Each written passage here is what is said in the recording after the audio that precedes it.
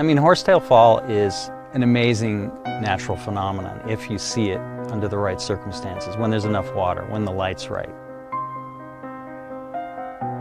This thin ribbon of water just glowing neon orange with the cliff and the shade behind it, so it just seems like it has its own sort of light, that there's nothing else creating it. So it's really an amazing and beautiful thing to see. You know, even if you don't photograph it, just standing there watching it under those circumstances is, I think, a really cool thing. Well, Horsetail Falls, I've always called it El Capitan Fall, was something we saw in the spring every year, and it was wonderful, but it was sort of an ephemeral waterfall that if you had a good snow year and you had a lot of water at once, it was pretty spectacular.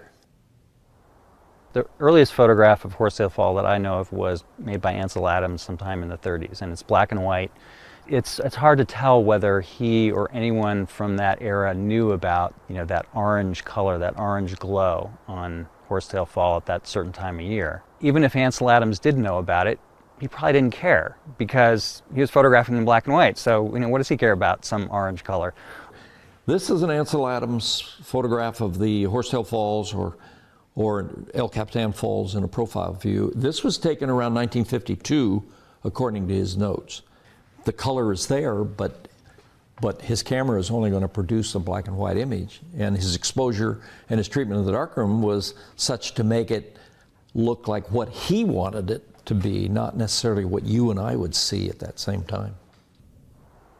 The first photograph of that neon orange glow on Horsetail Fall that I know of, or I think anyone knows of, was made by Galen Rowell, very famous photographer, in 1973, I think. And he describes being here in the valley, being kind of on the other side of the valley, and seeing that light on Horsetail Fall and driving around the valley, exceeding the speed limit to get to a spot and photograph it. And I think his photograph is still one of the best that I've ever seen of it. Hi, I'm Tony Rowell. We're at the Mountain Light Gallery in Bishop, California. We're looking at my father, Galen Rowell's famous image of last light on Horsetail Fall on El Capitan. 38 years later, after thousands of people have photographed the fall, I think he would be flattered that so many people are coming to photograph this rare phenomenon. Well, we're here because we want to see the famous fire falls. I'm here because he wants to see it. I'm the photographer. Well, you don't get to see this in anywhere in the world, I think. This is a most special waterfall, glowing in red. Where do you get there? Yeah. Well, it looks a little bit like the old firefall that they used to have off of Glacier Point.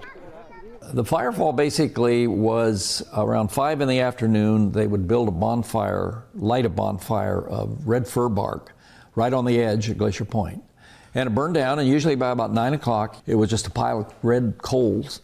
And they had these long pushers. They opened the little gate and started pushing, and they tried to keep a steady flow of the coals going over the edge until all the coals were gone.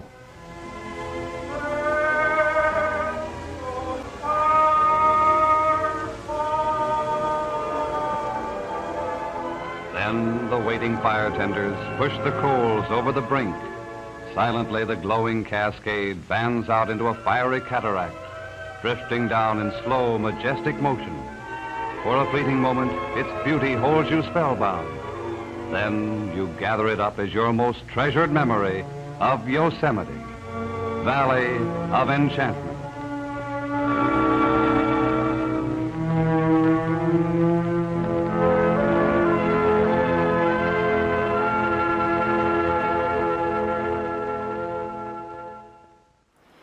We're hoping to capture that fleeting moment when nature kind of comes together and produces something spectacular. I think if the sunlight cooperates and the clouds don't come in, we could have something that'll be really special.